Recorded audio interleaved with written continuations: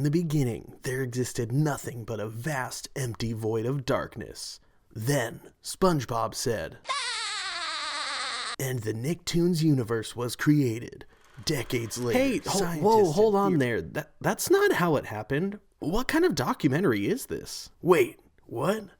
That's not how it happened?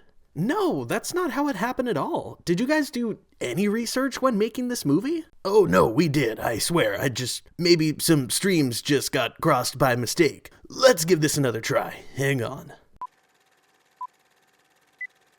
In a world filled with strife and struggle, one kid would be bold enough to rise from the bottom and come out on top, reaching highs never thought achievable. Okay, well, that's a little better, but it's still not how the story went. Isn't this supposed to be a documentary about how Nicktoons came to be? Nicktoons documentary? I thought this was Spanish class. This is why I hate going to the movies. I always end up leaving so disappointed. Oh well, I guess I'll just go home now.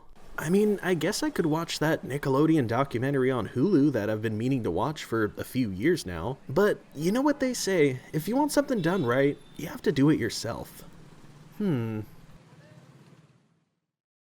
Hello everybody, and welcome to Dr. Giraffe Sean's unofficial intro to Nicktoons 101 course.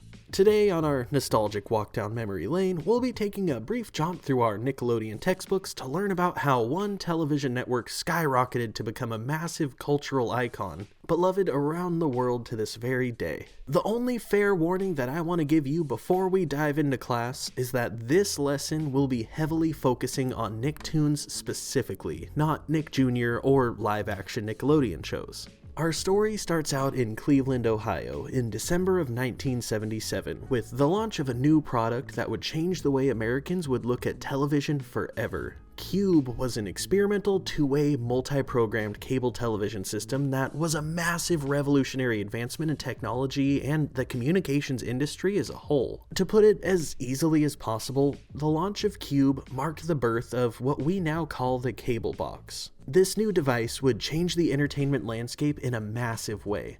Through its invention, we would later on down the line see the emerging of pay-per-view, special order cable networks, and interactive services. When they first launched out, the Cube box featured 30 channels, including 10 pay-per-view movie channels, 10 broadcast channels, and 10 local channels.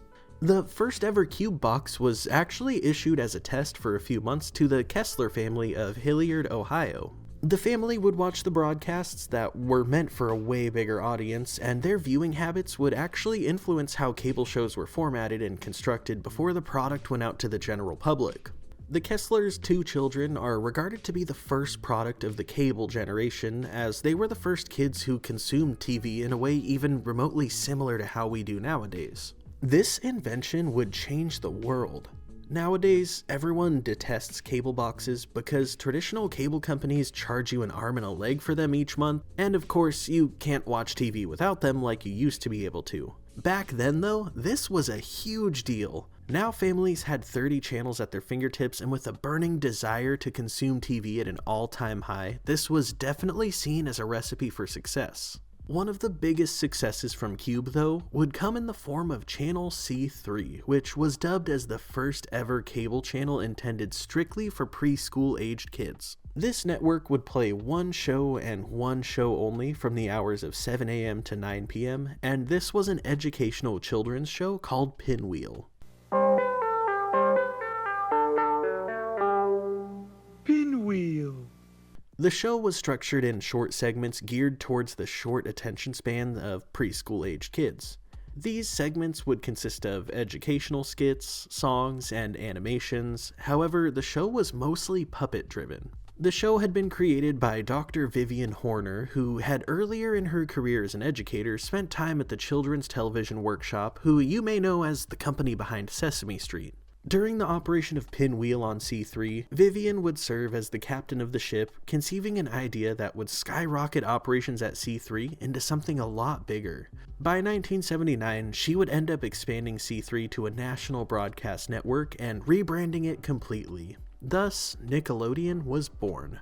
With Vivian at the helm in a role that wasn't defined as such, but essentially akin to president of Nickelodeon, Pinwheel would continue to run on the network all the way through 1990, past Vivian leaving the company, and on top of that, her strategy of constructing shows in a way that would appeal to the short attention span of young kids would end up influencing an entire programming block called Nick Jr. that would end up premiering in 1988 and eventually would become its own cable network. Though Vivian ended up leaving Nickelodeon in 1983, the effect that she had on the network as a whole is one that would change the landscape of children's entertainment from that point on. Unfortunately, Vivian passed away at the age of 88 in 2022 due to complications related to COPD. The network would end up paying tribute to her in the form of dedicating an episode of SpongeBob SquarePants to her memory.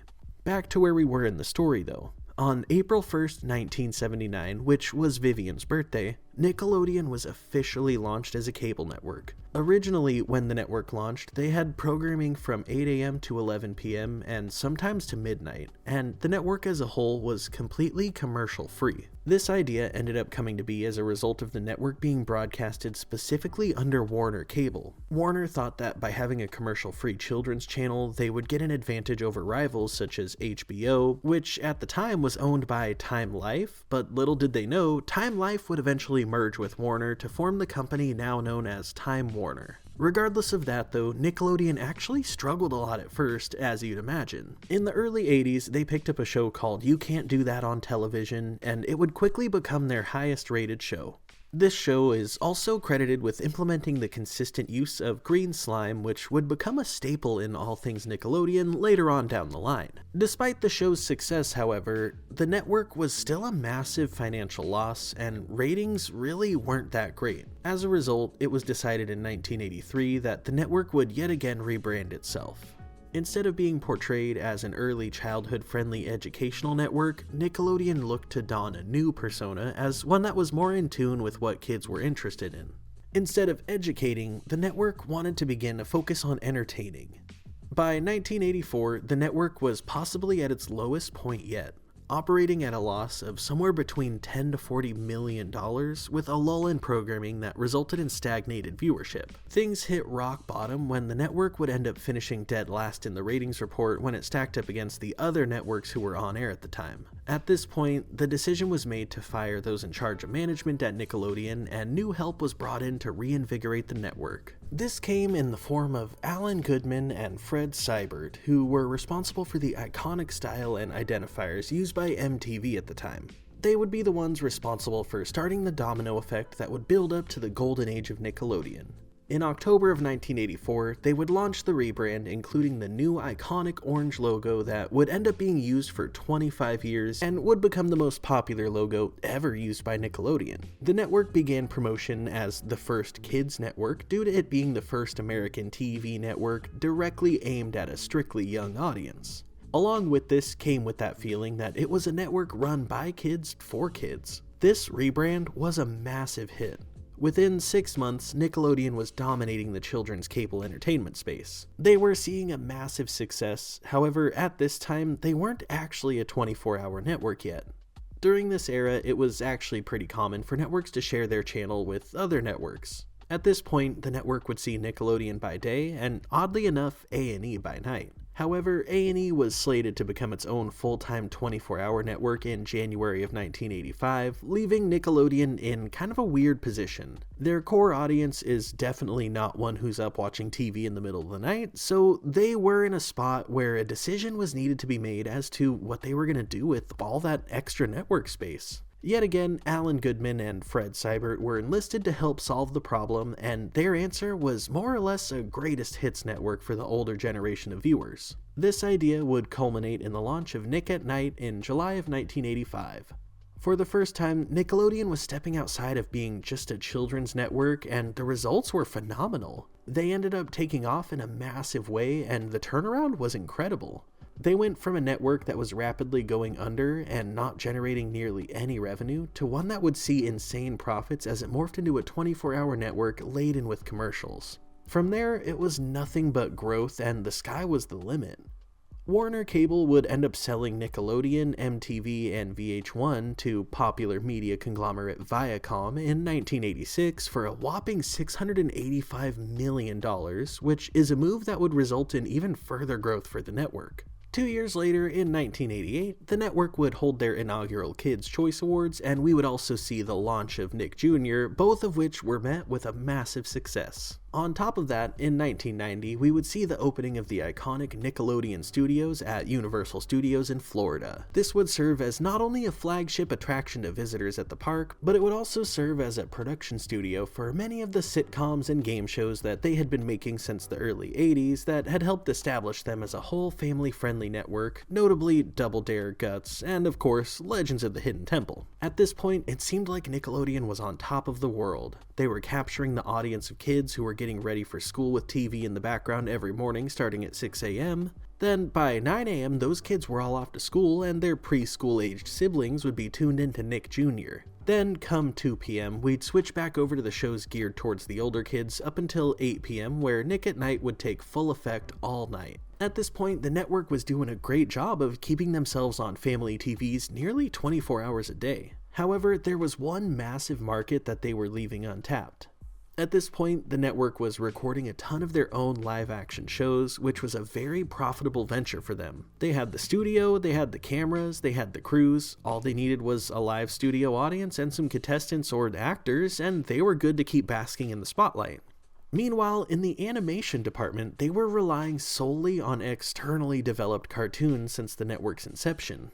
We would see Looney Tunes, Inspector Gadget, Dennis the Menace, and so many other syndicated cartoons airing on Nickelodeon over the years, but they still had yet to dive into the idea of making their own cartoons for the simple fact that producing an original animation was a very expensive endeavor in comparison to recording live-action TV. Going the direction of hiring animators and the entire slew of creative and technical folk that come along with producing a cartoon was something that was seen as very risky to them at the time.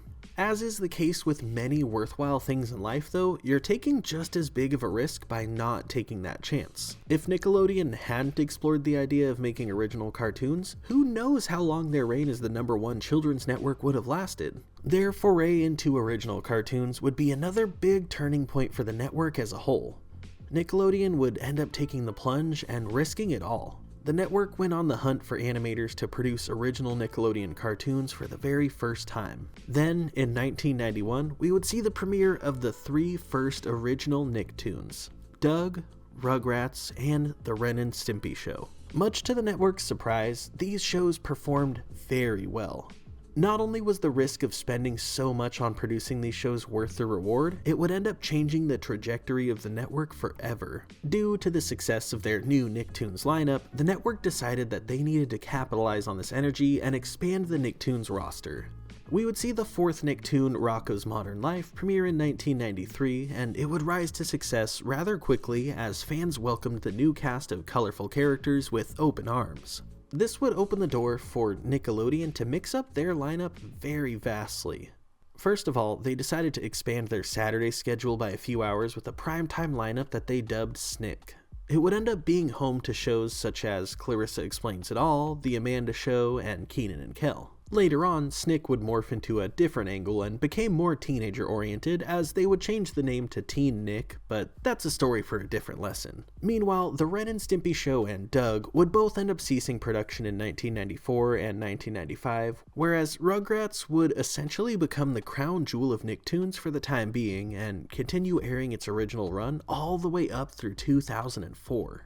Though seeing those shows end their original run was sad, they both would end up getting revived in different ways, so it wasn't the end for either of them. For Nickelodeon though, this was a really cool thing because they were in a position where they were generating so much revenue that they could afford to introduce new shows, and everyone had so much faith in them that they were able to consistently make pretty good returns on nearly every show that they gave the green light to. In 1994, they would introduce their 5th original Nicktoon, Aw Real Monsters, which was made by the same animation studio behind Rugrats. This show would also become a big hit and would gain a lot of attention for the network. The early 90s were a really interesting and great time for Nickelodeon and the Nicktoons landscape. While their hit shows were taking off, they also started to partner with Paramount to produce the iconic orange VHS tapes, which would feature compilations from their shows. From 1994 through 1998, we would see a wide variety of Nicktoons join the roster, and a few would depart as well. In 1996, Rocko's Modern Life would air its final episode. However, we would see the premiere of Hey Arnold that year, as well as Kablam, which was an animated sketch comedy anthology series. Then, 1 year later, in 1997, Aw Real Monsters would air their final episode, and we were blessed with The Angry Beavers. Then we reached 1998, which was a huge year for Nicktoons. No Nicktoons went off of the air that year, and we would see the arrival of shows such as Cat Dog, The Wild Thornberrys, and Oh Yeah Cartoons. The Wild Thornberrys would mark the third Nicktoon made by the same animators who were behind Rugrats. Meanwhile, Oh Yeah Cartoons was a programming block that would be Nickelodeon's response to Cartoon Network's What a Cartoon. Ironically, both shows were actually made by Fred Seibert, and they were known as what's called a cartoon incubator, giving new talent the opportunity to showcase their skills by having their cartoon short shown to the public. Both of these cartoon incubators were huge for the cartoon industry, and they would lead to the birth of many iconic shows in the future. That same year, we would also see the premiere of the Rugrats movie, which would gross more than $100 million in the United States and become the first non-Disney animated movie to surpass that amount of revenue.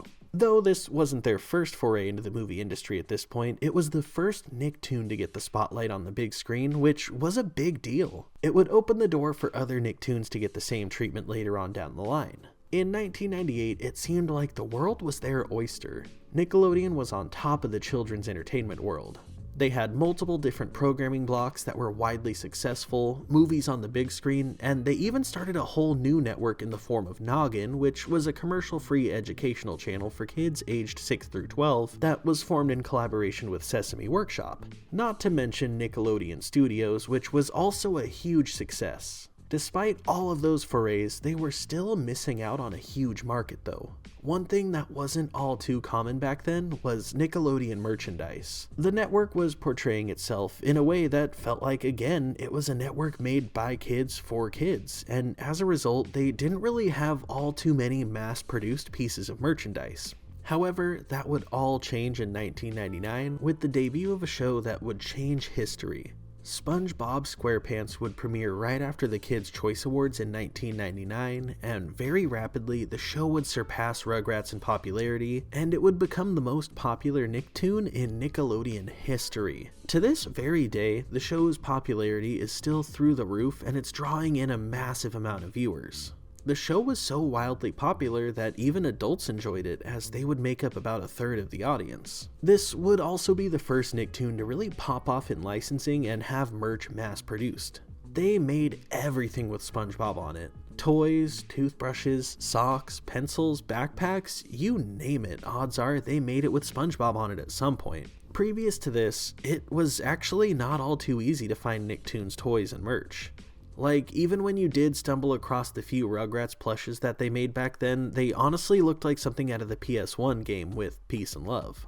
A lot of the Nickelodeon toys from before 1999 are considered collectible, and some of them fetch a decent price compared to how much they costed once upon a time. As we would approach the turn of the century, the network would see not all too many changes. The release of Rocket Power would see the network's 13th original Nicktoon and the 4th created yet again by the same production studio behind Rugrats. At this point, they had seen so much success with their original Nicktoons. Coming to the end of a decade where they saw their highest financial growth, the network would reflect on the past to influence where they would go in the future. Previously, the network had seen success in the form of a programming block called Nick in the Afternoon.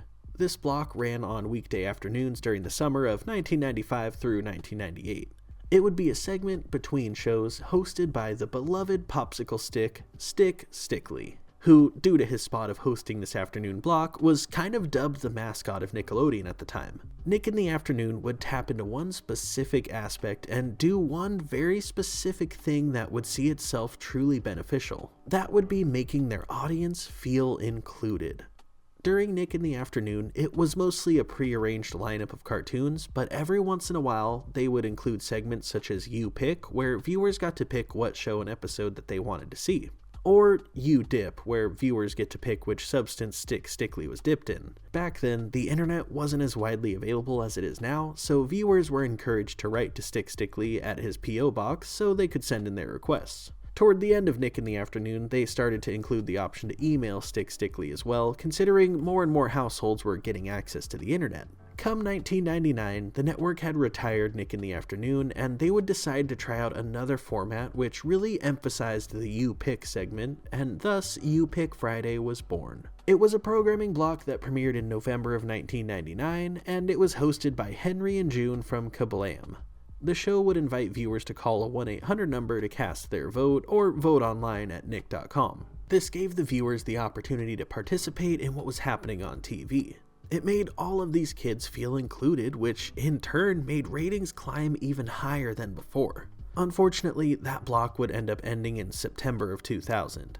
This is important because I feel like this was right about the point that Nickelodeon started to lose that childlike feel that it previously had. The turn of the century was kind of the start of the point where Nickelodeon as a network would drop that made by kids for kids kind of appearance that it once had, in exchange for one that still kind of played off of its original orange and green slimy gimmick, yet with more of what they felt was kind of a sleek and polished finish. This change would kind of take place over the course of a few years. Nickelodeon would attempt to go in a different direction in a post-Y2K world.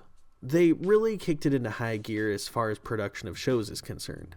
In the year 2000, we wouldn't see all too much movement as Kablam would end up being retired that year, meanwhile As Told by Ginger would make its debut, marking the 5th Nicktoon being produced by the same animators who started with just Rugrats. Then, in 2001, we would see the upward trend continue further. Of course, SpongeBob's popularity would just keep growing and growing during this time, but that same year, we would see the birth of 2 more original Nicktoons in the form of Invader Zim and the Fairly OddParents.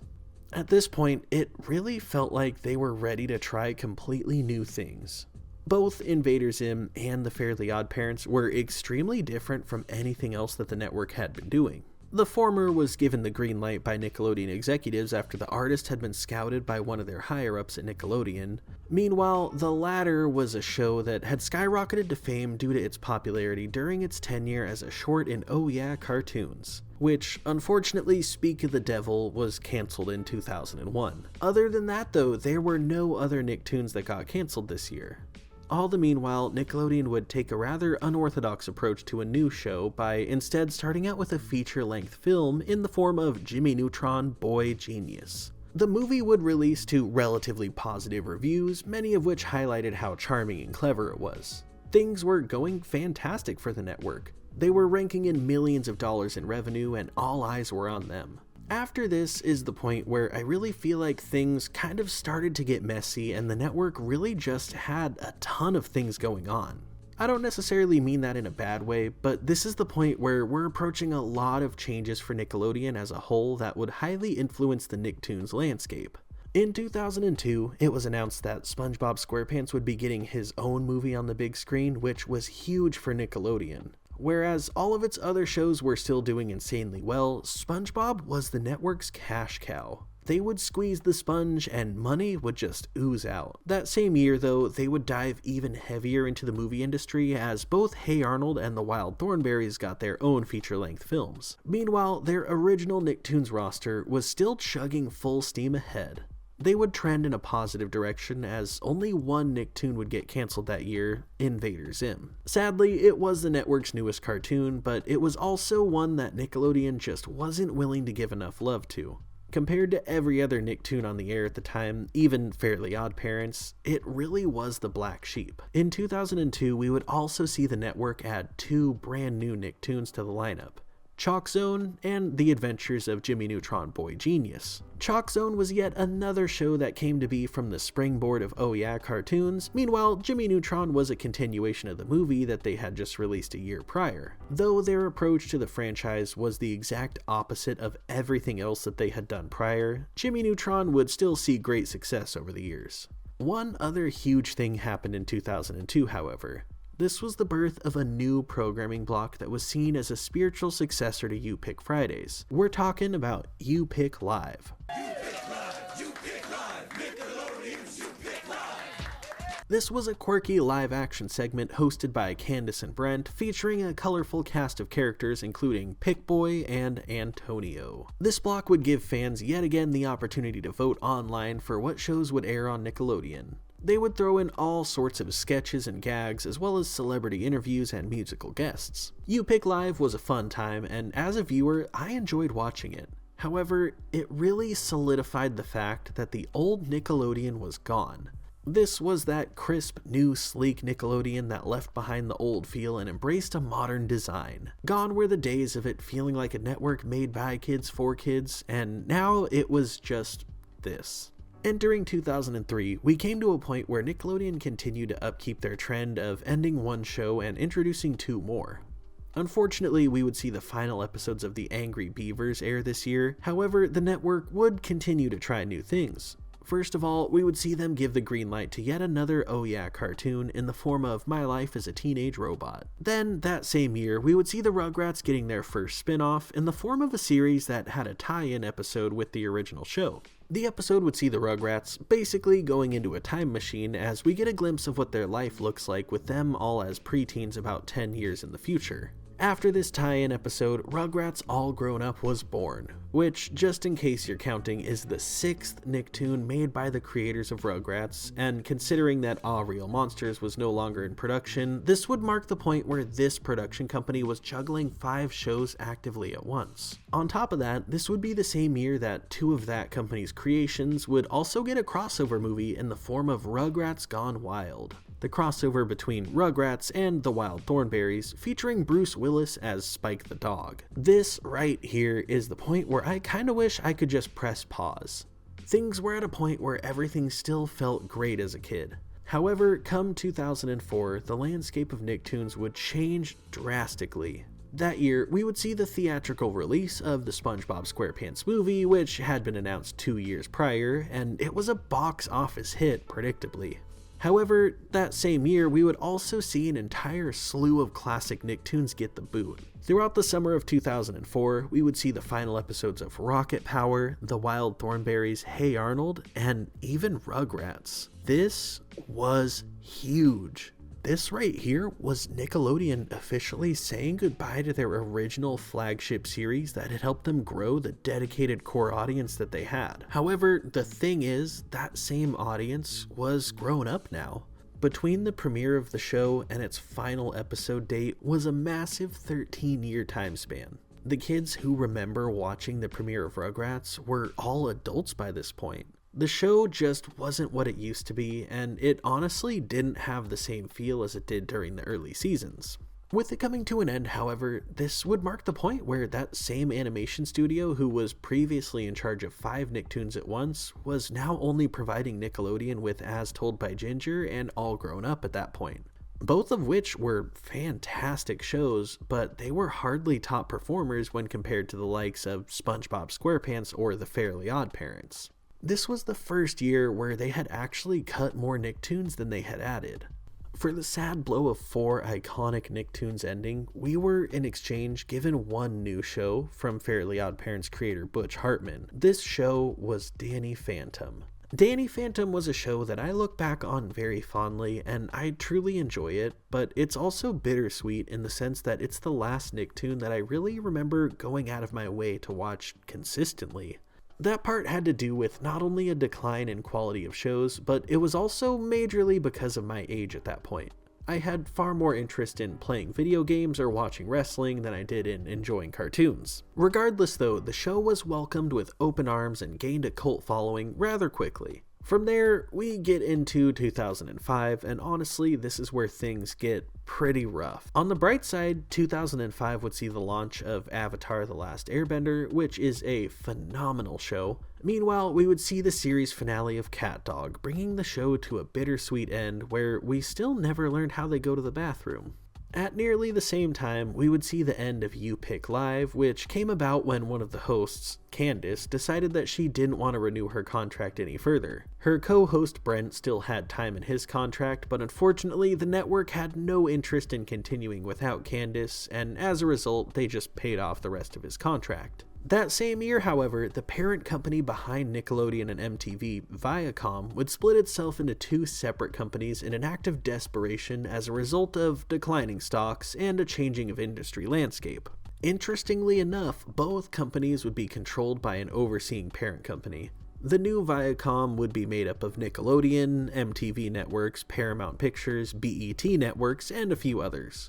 Meanwhile, the original Viacom would be renamed to CBS Corporation.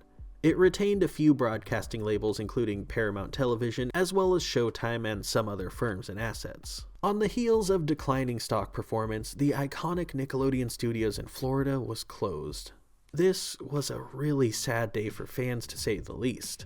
This attraction served as the fans' direct contact with Nicktoons as well as a cultural icon. The pattern on the building, the slime fountain out front, and not to mention the famous Nickelodeon time capsule that was buried in that spot in 1992, deemed not to be open until 2042, 50 years later. Due to the closure of this studio, the time capsule was dug up and reburied at the Nickelodeon Suites Resort, aka the Nick Hotel, which would end up ultimately going down in infamy due to its poor execution. Moving on from here, I definitely want to do so with full transparency. This is the point where we kind of start to approach on uncharted territory. For me, it was really easy to stay up to date with the happenings at Nickelodeon back in the day, as I was there experiencing it in real time. With that being said, I was in tune with what was going on because I was part of their active audience. However, after this point in the timeline, I know very little about the shows that I'm about to cover, and we're pretty quickly approaching to the point where I have no idea what shows I'm even talking about. So, for the sake of transparency, the rest of this lesson is going to be really matter-of-factual and less opinionated. Riding out the rest of 2005, we would see Cat Scratch premiere, and to be honest, I actually remember this one pretty fondly. I didn't watch it a ton, but I did see a pretty decent amount of the episodes, considering that I was still watching cartoons here or there back then. It was a good show from what I remember.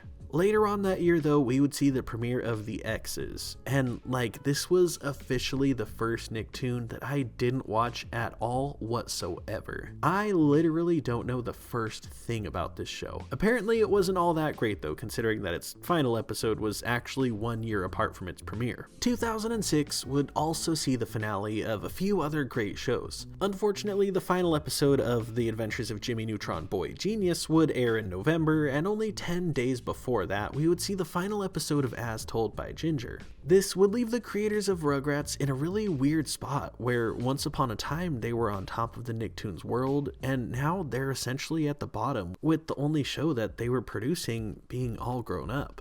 Though that show wasn't the greatest, Nickelodeon wasn't ready to get off that Rugrats gravy train yet. All the meanwhile, Nickelodeon would strike a deal with DreamWorks to make Nicktoons based off of their hit movies, which would come to fruition just 2 years later. Interestingly enough, this would be the first year where we would see multiple Nicktoons disappear while none were added to the roster. However, we were treated to another show that would take the Jimmy Neutron route in the form of Barnyard. Barnyard the movie would premiere in 2006 to nothing but absolutely trash reviews. Then in 2007, Nickelodeon thought it would be a great idea to give the Barnyard franchise its own original Nicktoon with Back at the Barnyard. That same year, we would also see the premiere of El Tigre, The Adventures of Manny Rivera, as well as Tack and the Power of Juju, which was a show that took an almost Jimmy Neutron-esque approach, but instead of a movie, Tack and the Power of Juju was originally a video game. The game ended up being backed and produced by Nickelodeon, which was completely unprecedented due to the fact that that game had nothing to do with any Nicktoons characters. Nickelodeon just seemed to believe in the IP, so they backed it and eventually pushed it to become a cartoon. I remember enjoying the video game, but I wasn't the biggest fan of the bits of the cartoon that I actually saw.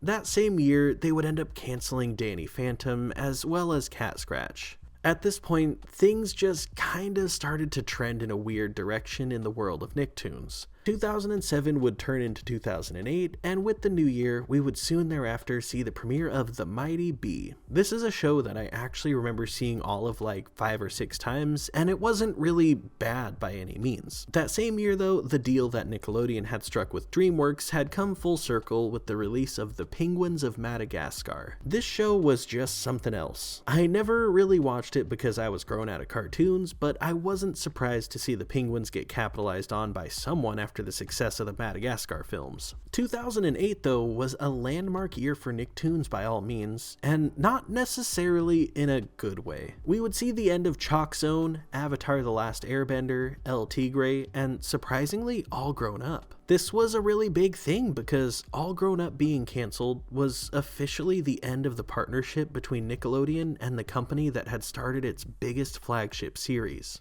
There's a lot more to be said there, but again, that's a story for a different Nickelodeon course.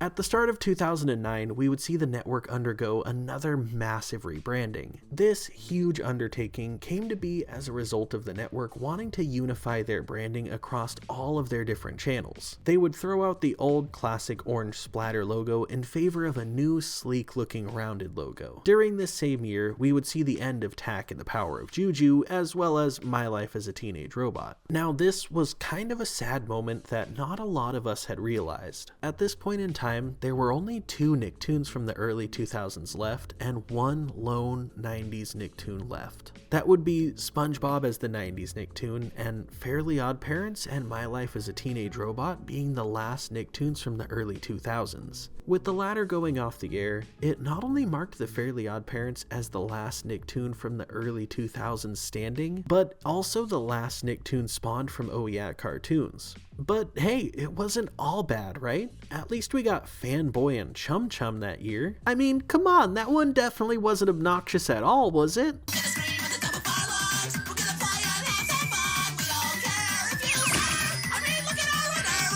Okay, that's enough of that. One kinda cool thing about 2009 though is that this was the year that Viacom bought Teenage Mutant Ninja Turtles. This would end up ultimately being a really good move, as right now in January of 2024, the Ninja Turtles are really popular. As we move on into 2010, we would see some interesting movement in the Nicktoons landscape as we were blessed with yet another show from Fairly OddParents creator Butch Hartman. This would be Tough Puppy. Then on that same day, we were treated to the lovely Jimmy Neutron spin-off series Planet Sheen. On another positive note, no original Nicktoons were canceled in 2010. Unfortunately though, it wouldn't be all good news going into 2011. This year would see Nickelodeon's rating success that had led them to the top since the start begin to fall. About halfway into the year, they would be knocked down from their position as the highest rated children's network by Disney, who were able to maintain consistent ratings while Nickelodeon was seeing a sharp decline in ratings. That year, they had launched Winx Club as a Nicktoon after purchasing the franchise the year prior, as well as a Kung Fu Panda show as part of their deal with DreamWorks. That same year, we said farewell to Back at the Barnyard and The Mighty Bee.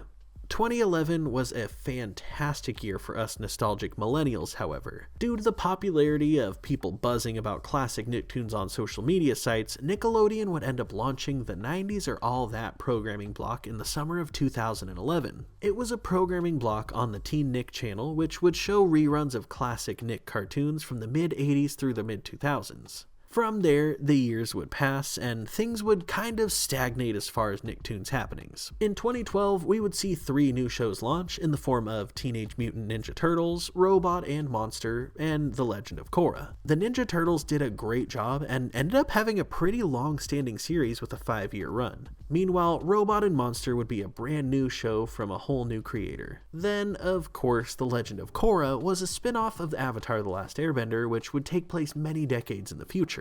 That show may have only lasted 2 years, but they were able to tell a very captivating story over that course of time. That same year, we would sadly say goodbye to Fanboy and Chum Chum, but other than that, there were no other shows that would come to an end. 2013 would bring to the table 2 new Nicktoons, Monsters vs. Aliens, which was yet another offering to Nicktoons from DreamWorks as part of their contract, and Sanjay and Craig, which was an original cartoon centered around a boy and his pet snake. That year, we would also see the final episode of Planet Sheen, thus ending its 3-year run on Nickelodeon. The next few years for Nicktoons would prove to be rather rocky for a few reasons. As we entered into 2014, the network was trying their hardest, yet they would still struggle. We would see the end of a few different Nicktoons. Monsters vs. Aliens would be canceled after less than 1 year, The Legend of Korra would come to its end, and all the meanwhile, we would be introduced to the show Breadwinners. Things honestly weren't looking too good for Nickelodeon as a whole. Their viewership was down by about 30%, meanwhile Disney, who had knocked them down from the top, was quickly increasing their ratings steadily. As we progress, 2015 would see the premiere of both Harvey Beaks and Pig Goat Banana Cricket. However, in the cancelled department, we would end up saying goodbye to Robot and Monster, Tough Puppy, and the Penguins of Madagascar. Also in this same year, we would see the classic programming block The 90s Are All That get reformatted to a longer time slot and renamed to The Splat, as a homage to the original Nickelodeon logo. In 2016, the network would begin to capitalize even further on the success of The Splat, as they contemplated going in a different direction that focused more on rebooting older classics. As those plans were set in motion, we would also see another new Nicktoon that year in The Loud House, which would go on to become a massive success. If there's any newer Nicktoon on this list that I'm tempted to check out, it would probably be this one, because I've actually had a ton of my fans say nothing but fantastic things about it. In 2016, we would see the end of Breadwinners, Sanjay and Craig, Kung Fu Panda, and Winx Club. The ending of Kung Fu Panda would mark the end of the contract between DreamWorks and Nicktoons, as that would be the final Nicktoon that we would see coming from a DreamWorks IP. As we moved into 2017, things would change a lot for Nicktoons. As far as new shows go, we would see Bunsen is a Beast premiere early in the year, as well as Welcome to Wayne, which was about halfway into the year. Nicktoons would face a lot of losses that year though. We would see Harvey Beaks and Teenage Mutant Ninja Turtles bite the dust that year, but there was also one other loss that really gave me mixed feelings. 2017 was the year that Nickelodeon finally retired the Fairly Odd Parents. I'm not sure how to process that one, because I totally recognize that with them adding all of these other random characters to make the show relevant again, it was essentially just beating a dead horse by the end. But with that being said, that was officially the end of an era. With the end of the Fairly Odd Parents, there were officially no more Nicktoons from the early 2000s left, and no more Nicktoons that originated as Oh Yeah cartoons. As a matter of fact, with the Fairly Odd Parents out of the way, this left SpongeBob as the last man standing of original Nicktoons from back in the day. He's the only 90s Nicktoon left as of 2017, and that's a really hard pill to swallow. By all means, time passes and nothing can last forever, but for those of us that grew up watching these cartoons, seeing the end of an era is a very somber moment. However, though they may have ended the Fairly Odd Parents, Nickelodeon softened the blow with a reboot that was more than a decade in the making. Towards the end of 2017, we would see Hey Arnold: The Jungle Movie released. This was huge. This was Nickelodeon finally giving Craig Bartlett, the creator of Hey Arnold, the chance to finish what he had started. Many years ago, when Hey Arnold got its first movie, it was under the understanding that there would be another movie that would more or less wrap up the story. The series finale, The Journal, would serve as the episode that would set up the movie, which was intended to wrap up the entire story. However, when the original Hey Arnold movie performed terribly, Nickelodeon decided to scrap the idea for over a decade. This movie was a massive deal. It scratched that itch for us nostalgia-crazed millennials, and it answered a lot of questions that fans had about the show. They even brought back the original voice actors of Arnold and Gerald to play other roles in the movie. This would be a pretty decent turning point for Nickelodeon, as they seemed to learn how much value that they were sitting on as their past catalog was gaining interest as nostalgia junkies were searching for their next fix. The Jungle Movie performed pretty well, and would end up inspiring Nickelodeon to give a few other Nicktoons that same treatment. During 2017, we would also see further changes to The Splat, as they were making more of a concentrated effort to be more in line with the rest of the network's branding. The Splat would be dubbed Nick Splat, and they would keep chugging onward, bringing us the best of nostalgic Nick for a few hours each night on Teen Nick. 2018 was kind of a weird year for Nickelodeon on the other hand. There weren't all too many major happenings. In the background, we would see the president of Nickelodeon step down after 33 years with the company to be replaced by one of the co-creators of All That. Furthermore, there would be a whirlwind of heinous allegations thrown around on the live-action show's side of Nick this year that would result in one weird, foot-loving predator getting the boot. But yet again, that is another story for a different Nickelodeon course. As far as the shift in Nicktoons landscape went that year, we would see Bunsen is a Beast and Pig Goat Banana Cricket get the boot. Meanwhile, the Teenage Mutant Ninja Turtles would get yet another show in the form of Rise of the TMNT. This would also be the same year that fans would experience The Weird Case of the Adventures of Kid Danger. This animated show was supposed to be a spin-off of a live-action show produced by the weird foot guy who had allegations coming at him at the time. The show would air at the beginning of the year, and right at about 6 months later, it would air its final episode, making it, at that point, the most short-lived Nicktoon in history. This thing was such a massive flop that it straight up only lasted a few months. Moving towards 2019, the network made some interesting changes throughout the year. First of all, they ended up acquiring the rights to the free streaming platform Pluto TV. This gave them the opportunity to make channels for Pluto TV based on some of their popular series. Since Pluto TV makes all their profits through ads with no subscription needed, this gave them the opportunity to profit off of viewers who no longer had traditional cable subscriptions and weren't paying for their streaming services. Then, partway into the year, the network also acquired the rights for Garfield, with talks of a new animated series being in the making, yet no official word about it yet. From what I've learned online, there's a really high likelihood of a new Garfield series, but it's probably going to be after the new Garfield movie that's supposed to come out this year. It's a little weird because Sony owns the distribution rights to the movie, and it started production before Nickelodeon acquired Garfield's parent company. The movie is still happening under the umbrella of Sony, but I'd imagine that we'll end up seeing the new animated series sometime after the movie, depending on how well the movie performs. 2019 was also a really cool year though, because after the success of Hey Arnold the Jungle movie, Nickelodeon decided to give 2 other Nicktoons that same reboot treatment, albeit in a kind of different fashion. Both Rocko's Modern Life and Invader Zim would see reboot movies premiering within about a week of each other in August of 2019. However, instead of premiering on Nickelodeon, they would be launched directly to Netflix as Netflix exclusives. On top of that, earlier that year, Nickelodeon had taken to the act of making original Nicktoons, then selling the rights to that show to whichever streaming service was the highest bidder. This would result in the first ever Nicktoons that weren't in-house. That also led to, later that year, Nickelodeon signing a multi-year contract with Netflix to make movies and shows based off of new and existing Nickelodeon characters. Unfortunately, this wouldn't end up necessarily going the direction that we all hoped. On the heels of these classic reboots in the vein of their original show, and the success that would come with them, instead of doubling down on that and giving the people more from the classic shows that they had loved, they decided to take that deal with Netflix in a completely different direction.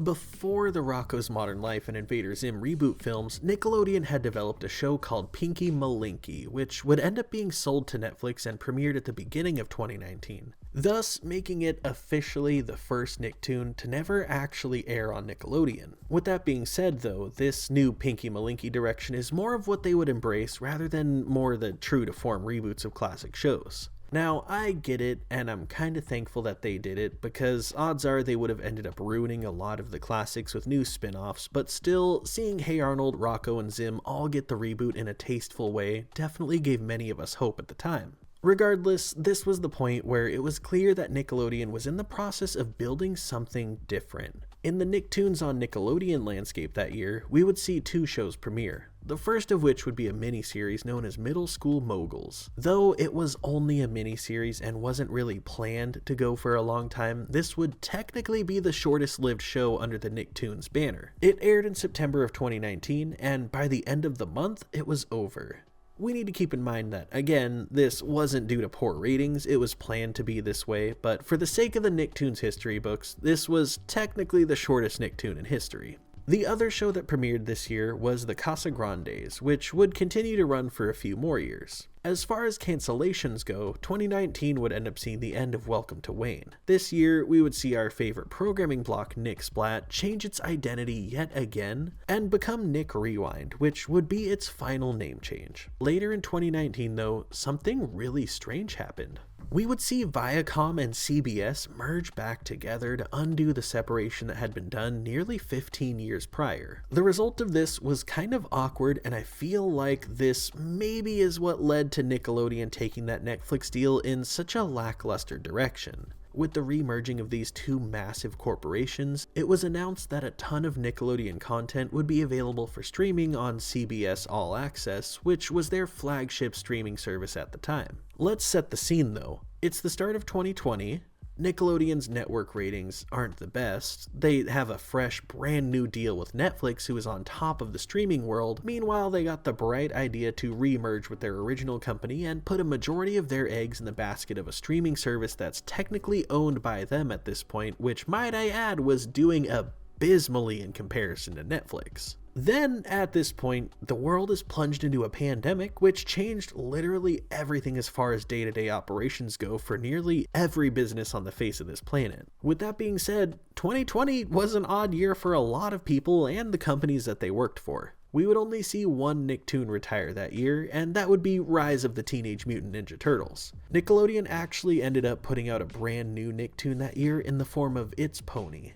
Meanwhile, outside of Nickelodeon as a channel, they would launch yet another Nicktoon on Netflix known as Glitch Tex. Now, what's weird to me though about these Netflix Nicktoons is that it almost feels like they don't exist in a way. I honestly had no idea that these shows were a thing until doing the research for this video. Like, the rest of these weird off-the-wall shows, I don't know them, but I at least knew that they existed on Nickelodeon as a channel, and I had heard a majority of their names at some point. Meanwhile, both Pinky Malinky and Glitch Tex were a surprise to me. If you even go on Nickelodeon's website and look at their list of Nicktoons, they feature nearly every single show that we've talked about, spawning all the way back to Rugrats. However, there isn't any mention of Glitch Tex or Pinky Malinky. Now, the latter I totally understand. Pinky Malinky only lasted for like 7 months, so I totally understand sweeping that one under the rug. Glitch Tex, on the other hand, would end up being a weird story. Between February and August of 2020, 2 entire seasons of the show were released on Netflix with a total of 19 episodes. I feel like this was probably due to the pandemic and the halt on production that came with it.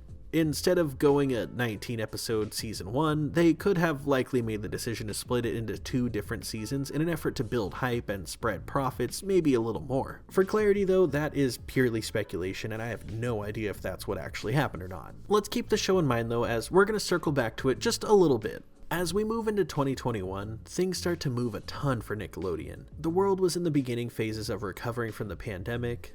During the lockdown, I feel like Nickelodeon had a lot of time to analyze viewers' habits and interests, as their energy would seem to change a lot in 2021, as they would shift focus in another direction. In the beginning of 2021, we would see CBS All Access rebranded to become Paramount Plus. With the launch of their brand new streaming app that would include nearly every single Nickelodeon offering, came a spin-off that I don't believe really anybody wanted in the form of Camp Coral. The series would feature the cast of the SpongeBob crew, except it takes place many years in the past while they are all very young. Almost like Muppet Babies, but the SpongeBob version. This, to many people, felt like it was in very bad taste, as SpongeBob's creator, Steven Hillenburg, who had passed away a few years before, had previously joked that if they ever made a SpongeBob version of Muppet Babies, then he was out of there. He never seemed like one to want to do spin-offs or anything like that, and he didn't really want to continue the show past the movie. However, with him having passed away, this gave Nickelodeon the opportunity to do whatever they wanted with their cash cow of a sponge. And boy did they. That same year, we would see the premiere of the Patrick Star Show, which would more or less revolve around Patrick having a talk show that he runs with his family. If that wasn't enough to get you hyped though, with the launch of Paramount Plus came the announcement that there would be plans for future live-action reboots of hit shows such as Fairly Odd Parents and iCarly. As it specifically pertains to Nicktoons though, we were given the announcement that a CGI version of Rugrats would end up seeing the light of day later that year. This was seen as a double-edged sword in a lot of ways. Many of us nostalgic millennials were excited to see the Rugrats back in action and going on more zany adventures. However, it became quickly apparent that the show wasn't for us older folks. This reboot was very aimed at the current generation of kids, highlighting the show under a different light than it had been previously given. Some characters had different ages and mannerisms, some were written out completely, and all were modernized, including Stu, who of course is a gamer dad now. This right here made it clear exactly what Nickelodeon was planning. They saw the success in their reboots of Rocco, Zim, and Hey Arnold, but nothing that would prove a sense of longevity, considering that most of us nostalgic millennials watched those movies once and never picked them up again, or still have yet to see them. However, the fact that they existed in the first place had us all buzzing. Nickelodeon realized that they could get our attention, but they couldn't keep our attention. The attention that they could keep, though, was that of kids. By kind of capitalizing on both at the same time, they were able to get more advantage to gaining consistent views. Let's look at it this way. Adults are not going to watch a Rugrats reboot nonstop. However, they are likely to recommend that their kids watch it because it's based on a show that they as parents grew up watching. Then that gives Nickelodeon the chance to suck their kids in and keep feeding them modern twists on the same stuff that they've been doing for years now. They realized that they could kind of capitalize on that modern kid audience through reaching the nostalgic millennials in the process. We would see this further exemplified as the years would pass. Another thing worth mentioning in the year 2021 would be the premiere of the Loud House movie over on Netflix. This was an interesting time because originally that movie was meant to premiere in theaters, but due to their movie deal with Netflix, Nickelodeon ended up giving the movie to them instead. This presented a really interesting trend on Nickelodeon's behalf. They started with a mix of original shows as well as nostalgic reboots on Netflix, the latter of which seemed to do pretty well. Then from there, they quickly decided to invest that kind of energy in their own streaming service. As a result, Netflix would end up getting more or less the unsavory offerings as well as the leftovers from Paramount Plus. The best way to make this clear is to keep moving forward in the timeline and consider what other shows were launched by Nickelodeon in 2021. They put out a show called Middlemost Post as well as Star Trek Prodigy. Middlemost Post was a Nicktoon made to be traditionally broadcast on Nickelodeon. Meanwhile, Star Trek Prodigy was designed to air on both Nickelodeon as well as Paramount Plus. As we moved into 2022, the landscape would continue to morph. Middlemost Post wouldn't perform all too well, and it would end up seeing its end this year, alongside the Casa Grandes, It's Pony, and seemingly Star Trek Prodigy. Though it had relatively favorable reviews, Nickelodeon would end up canceling Star Trek Prodigy for the time being. However, this wouldn't be the end of the show. Alongside all of these cancellations was the phasing out of what I considered to be Nickelodeon's last great offering at the time, Nick Rewind. The block would end at the start of 2022, and after that, the network would abandon old school programming and go back to airing traditional Teen Nick 24 hours a day. Nowadays, there's a Nick Rewind YouTube channel that's pretty active, however, they more focus on live action shows rather than Nicktoons. 2022 would also see the premiere of 3 brand new Nicktoons: Big Nate, Monster High, and Transformers Earthspark. Now, this part is gonna be a little weird. At this point in the timeline, we've reached the end of 2022 and the beginning of 2023.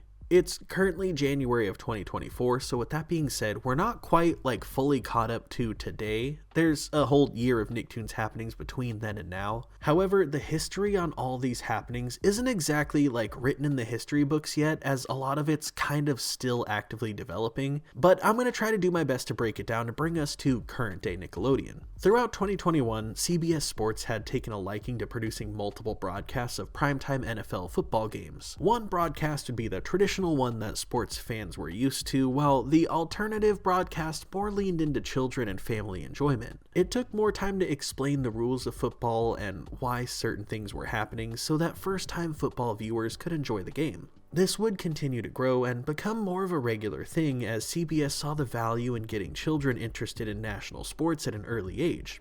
In 2023 came the announcement that for the first time ever, there would be an alternative telecast of the Super Bowl in 2024, which would be hosted by Nickelodeon and would be more geared towards getting kids to enjoy the Super Bowl. This was a huge announcement and is not only changing the landscape of Nickelodeon as a channel, but also sports broadcasting as a whole. Also in 2023, Nickelodeon would tease an upcoming rebranding during the Kids' Choice Awards. This new logo and rebranding would be just a slight spin on their current wordmark logo, however, it would feature a modernized version of their iconic 90s splat style. This right here was kind of the full circle moment when I realized what Nickelodeon was building up to. By bringing back that classical splat branding, they're pandering to those of us that grew up watching Nickelodeon. This is something that they thought would catch the eye of the older viewers, specifically those of us watching Nickelodeon with our kids. Seeing that old nostalgic splat imagery brought back, in their eyes, kind of gives us nostalgic millennials the idea that our kids are getting a taste of what our childhood was like.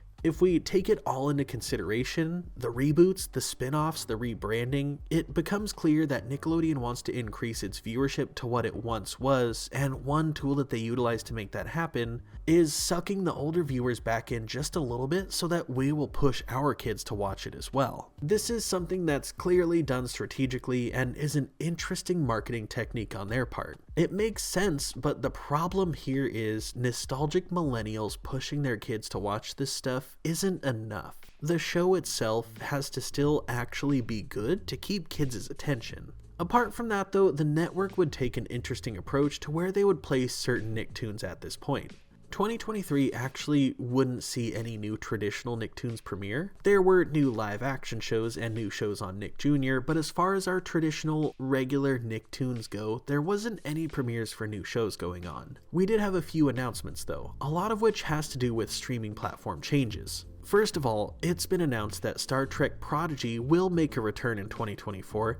However, instead of continuing on with Paramount Plus as they had been, it's being switched over to a Netflix show. On the same note of Netflix though, it's also been announced that they're getting exclusive rights to a movie called Saving Bikini Bottom, the Sandy Cheeks movie, and it's set to premiere sometime in 2024. Outside of Nicktoons, there's also an Avatar: The Last Airbender live-action series coming soon to Netflix as well. Meanwhile, circling back, the oddball Nicktoon Glitch Tex, which ended back in 2020, has actually had some talks recently. In late 2023, the show's creator stated on Instagram that it was going to be going to Paramount Plus, with hopes that maybe if they're lucky, it would lead to a season 3.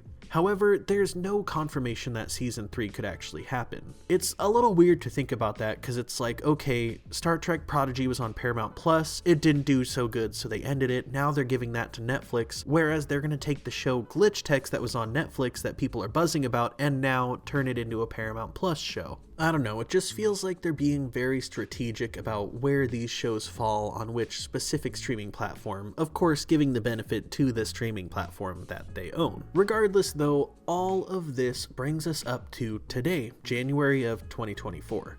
Currently, the only active and official Nicktoons running new episodes on Nickelodeon are SpongeBob SquarePants, The Loud House, Camp Coral, The Patrick Star Show, Rugrats Reboot, Big Nate, Monster High, and Transformers Earthspark. Who knows what the future holds for their network and the industry as a whole.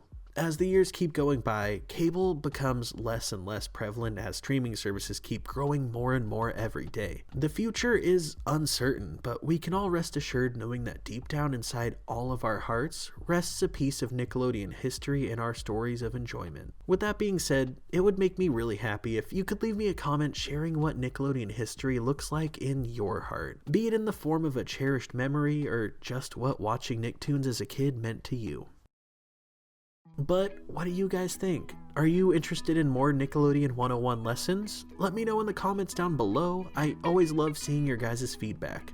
I'm contemplating making more of these videos in the future, focusing on the history of specific animation studios or shows, but only if you guys really want to see them. This kind of video takes a ton of research and work for me, and I'm only willing to do this if it's something you guys really want to see. With that being said though, I have to give a huge shout out with all of the love and thanks in the world to my patrons over on Patreon, especially those of you in the true 90s kids tier. You guys are the absolute best and I cherish you so much. If you enjoyed this video, be sure to drop a like and give some praise to the YouTube algorithm in hopes that it pushes this video to everyone else, and as always, thank you all so much for watching and I'll see you in the next one. Peace.